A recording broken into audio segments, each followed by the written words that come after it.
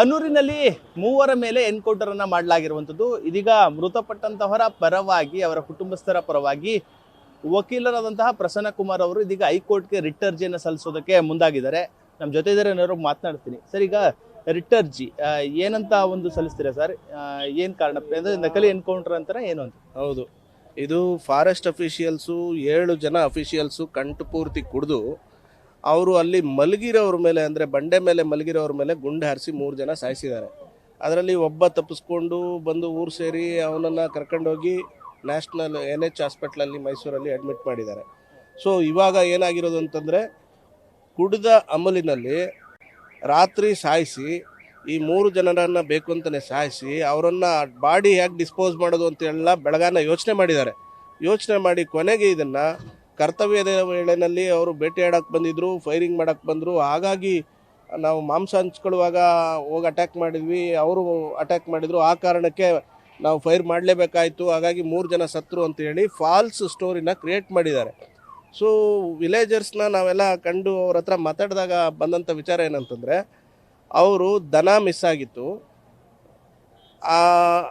ಈಗೇನು 3 ಜನ ಸತ್ತಿದ್ದಾರೆ, ಆ ಗ್ರಾಮದ ಗಡಿ ಭಾಗದಲ್ಲಿ ಜಮೀನಿದೆ, ಜಮೀನಿನ ಮುಂಭಾಗದಲ್ಲಿ ದನಗಳು ಮಿಸ್ ಆಗಿತ್ತು.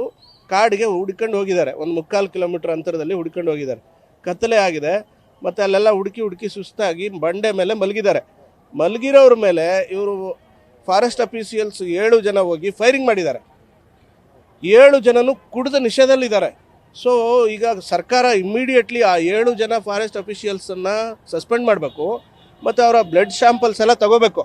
ಅವರ ಬ್ಲಡ್ ಸ್ಯಾಂಪಲ್ಸ್ ಎಲ್ಲ ತಗೊಂಡು ತನಿಖೆನ CIDಗೆ ಅಥವಾ CBIಗೆ ವಹಿಸಿದ್ರೆ ಮಾತ್ರ ರಿಯಲ್ ಟ್ರೂತ್ ಬರುತ್ತೆ. ಇಲ್ಲದಿದ್ದರೆ ಕರ್ನಾಟಕ ಸರ್ಕಾರದ ಅಧೀನದಲ್ಲಿರ್ತಕ್ಕಂಥ ಪೊಲೀಸ್ನವರು ಇದನ್ನು ಸರ್ಕಾರಿ ಕರ್ತವ್ಯ ಅನುಚಿತ ವರ್ತನೆಯನ್ನು ಮುಚ್ಚಾಕು ಸಲುವಾಗಿ ಇದನ್ನು ಮುಚ್ಚಾಕಿದ್ರು ಹಾಕ್ಬಿಡ್ಬೋದು, 2 ಮಾತಿಲ್ಲ.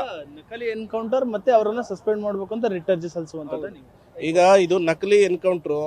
7 ಜನ ಫಾರೆಸ್ಟ್ ಅಫಿಷಿಯಲ್ಸು ಕುಡಿದು ಬೇಕಂತ ಬಂಡೆ ಮೇಲೆ ಮಲಗಿರೋರಿಗೆ ಸಾಯಿಸಿದ್ದಾರೆ. ಅಲ್ಲಿ ಯಾವುದೇ ಥರ ಮಾಂಸ ಮಾರಾಟ ಅಥವಾ ಕಾಡು ಪ್ರಾಣಿಗಳ ಬೇಟೆಗೆ ಅವ್ರು ಹೋಗಿರಲಿಲ್ಲ. ದನ ಹುಡಿಕೊಂಡು ಹೋಗಿರ್ತಕ್ಕಂಥ ರೈತರವರು, ಪ್ಯೂರ್ಲಿ ರೈತರು. ಹಾಗಾಗಿ ಈ ವಿಚಾರನ ನಾನು ಹೈಕೋರ್ಟ್ ಮುಂದೆ, ಈಗೇನು KR ಹಾಸ್ಪಿಟಲ್ನಲ್ಲಿ ಅವರ ಮೃತರ ಸಂಬಂಧಿಕರಲ್ಲಿದ್ದಾರೆ, ಅವರು ನನಗೆ ವಿಚಾರ ಮುಟ್ಟಿಸಿದ್ದಾರೆ.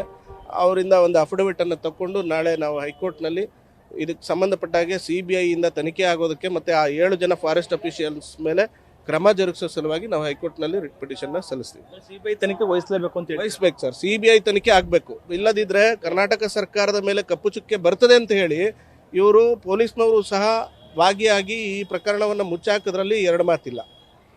ಇದಿಷ್ಟು ವಕೀಲರಾದಂತಹ ಪ್ರಸನ್ನ ಕುಮಾರ್ ಅವರ ಮಾತಾಗಿರುವಂಥದ್ದು. ಅಂದ್ರೆ ಈ ಒಂದು ವಿಚಾರವನ್ನ ಹೈಕೋರ್ಟ್ಗೆ ರಿಟ್ ಅರ್ಜಿ ಸಲ್ಲಿಸ್ತೇವೆ ಅಂತ ಹೇಳ್ತಾ ಇರುವಂಥದ್ದು. ಅದರ ಜೊತೆಗೆ CBIಗೆ ತನಿಖೆಯನ್ನು ವಹಿಸಬೇಕು, ಇಲ್ಲದಿದ್ರೆ ಈ ರಾಜ್ಯ ಸರ್ಕಾರ ಈ ಒಂದು ಪ್ರಕರಣವನ್ನ ಮುಚ್ಚಿ ಹಾಕುತ್ತೆ, ಅರಣ್ಯ ಇಲಾಖೆಯ ಅಧಿಕಾರಿಗಳು ಸಿಬ್ಬಂದಿಗಳ ಪರವಾಗಿ ನಿಲ್ಲುತ್ತೆ ಎಂಬ ಒಂದು ಆರೋಪವನ್ನು ಕೂಡ ಅವ್ರು ಮಾಡ್ತಾ ಇರುವಂಥದ್ದು. ಕ್ಯಾಮ್ರಾ ಪರ್ಸನ್ ಹರ್ಷಿತ್ ಜೊತೆ ನಂದೀಶ್, ನ್ಯೂಸ್ ಫಸ್ಟ್, ಚಾಮರಾಜನಗರ.